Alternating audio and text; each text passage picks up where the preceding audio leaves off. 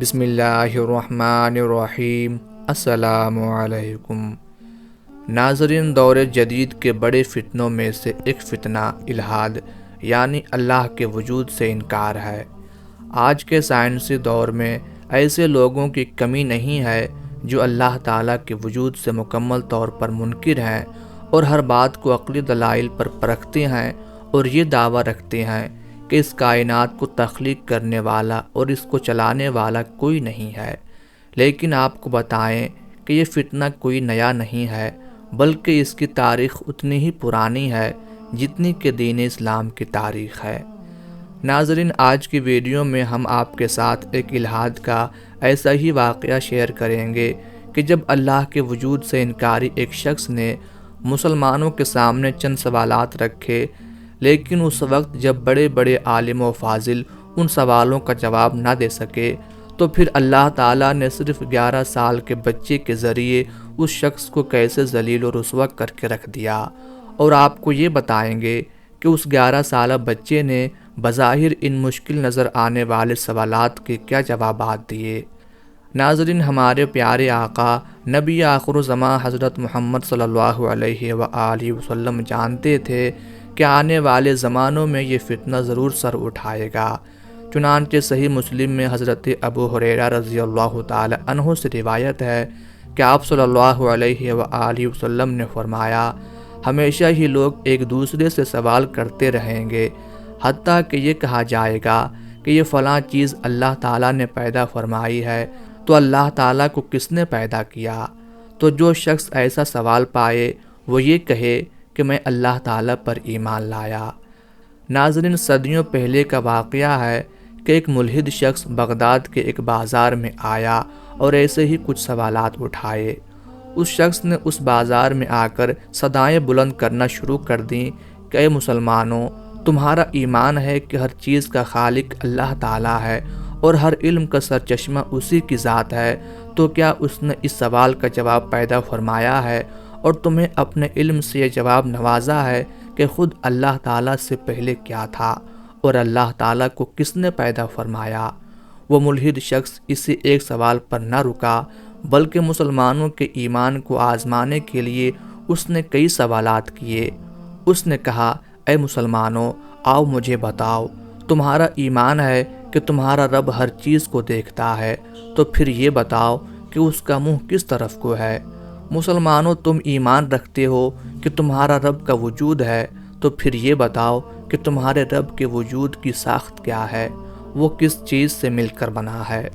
اور تم یہ بھی ایمان رکھتے ہو کہ اس زندگی میں نیک اعمال کرنے سے جنت ملے گی جہاں پر ہم ہمیشہ رہیں گے، اور جنت کے بارے میں کہا جاتا ہے کہ وہاں انسان کو حاجت نہیں ہوگی، اس کے جسم سے فضلہ خارج نہیں ہوگا، تو یہ کیسے ممکن ہے؟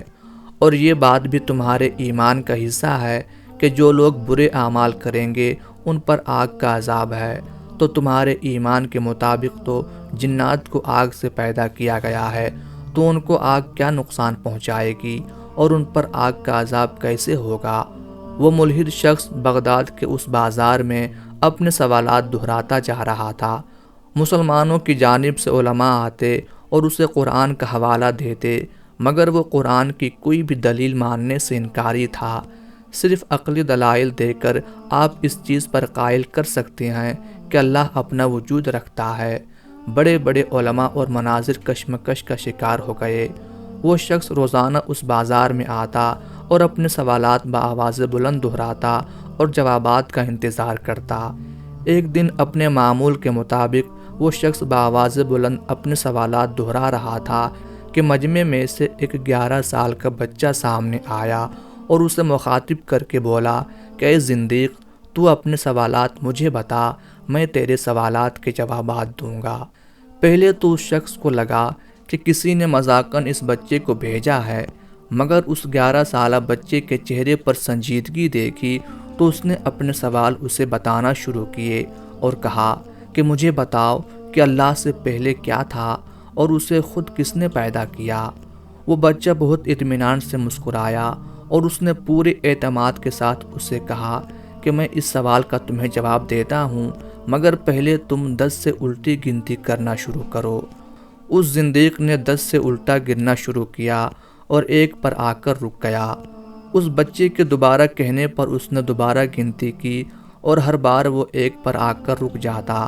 اس کے رکنے پر جب بچے نے اصرار کیا کہ اس سے آگے بھی تو پڑھو، تو وہ ملحد شخص اکتا کر بولا کہ 1 سے پہلے کچھ نہیں ہے، 0 آتا ہے۔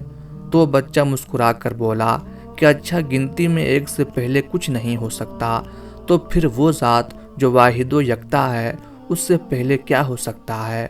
اس سے پہلے بھی کچھ نہیں تھا، 0 تھا۔ وہ ذات قدیم سے بھی قدیم تر ہے، وہی ابتدا ہے اور وہی انتہا ہے۔ اس 11 سالہ بچے کی لاجواب کر دینے والی منطق سے مجمع میں خوشی کی لہر دوڑ گئی۔ وہ ملحد شخص بھی لاجواب ہو گیا، تو اس بچے نے اسے اشارہ کیا کہ اب اپنا اگلا سوال دہراؤ۔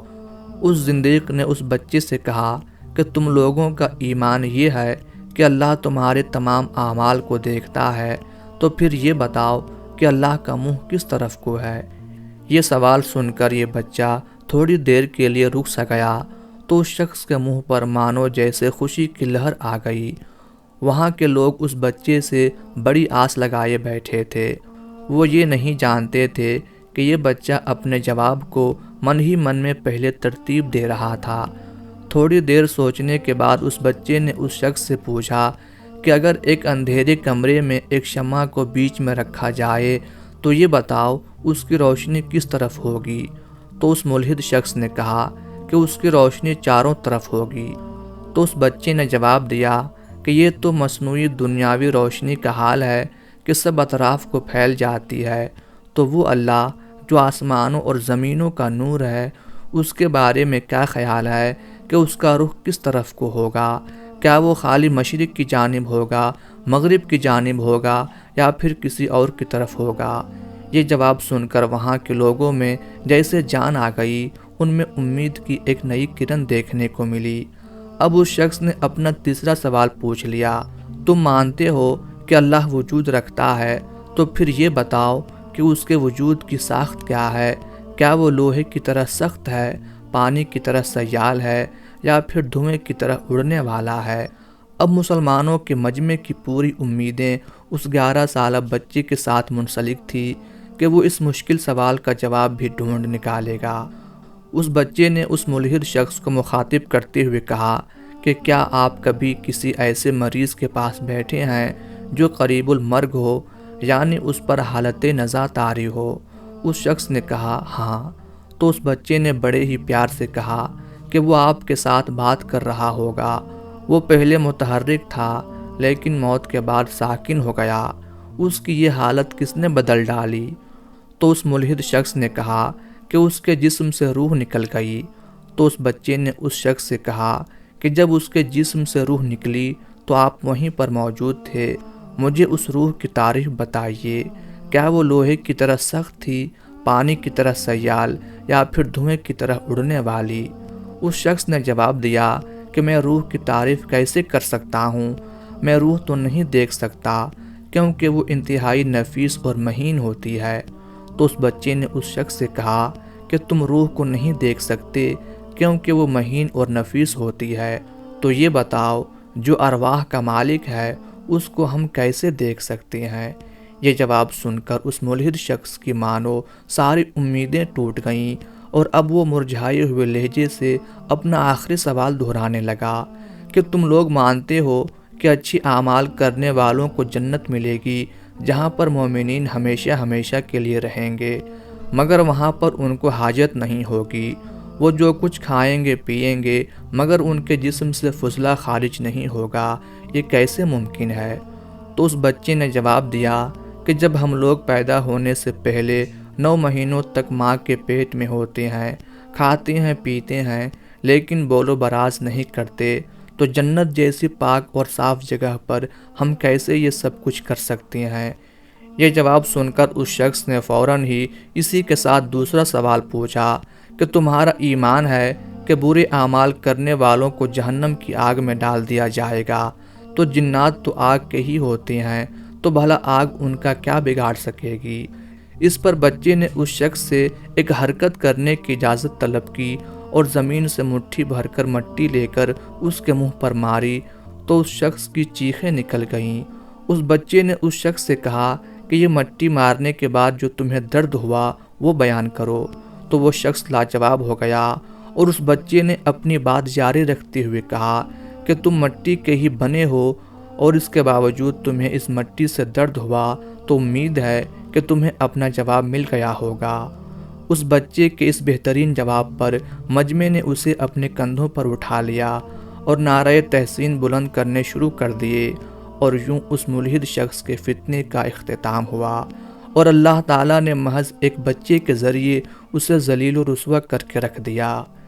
ناظرین، تاریخ کی کتابوں کے مطالعے سے معلوم پڑتا ہے کہ وہ بچہ امام جعفر صادق رحمۃ اللہ علیہ تھے، جبکہ دوسری کئی جگہوں پر اس بچے کے بارے میں کہا جاتا ہے کہ وہ امام ابو حنیفہ رحمۃ اللہ علیہ تھے۔ بہرحال وہ بچہ جو بھی ہو، انہوں نے ایسے بہترین جوابات فراہم کیے جو آج کے زمانے میں بھی ملحدوں کو عقلی دلائل کے طور پر پیش کیے جا سکتے ہیں۔ اللہ تعالیٰ ایسے فتنوں سے ہمیں ہمیشہ کے لیے محفوظ رکھے، آمین۔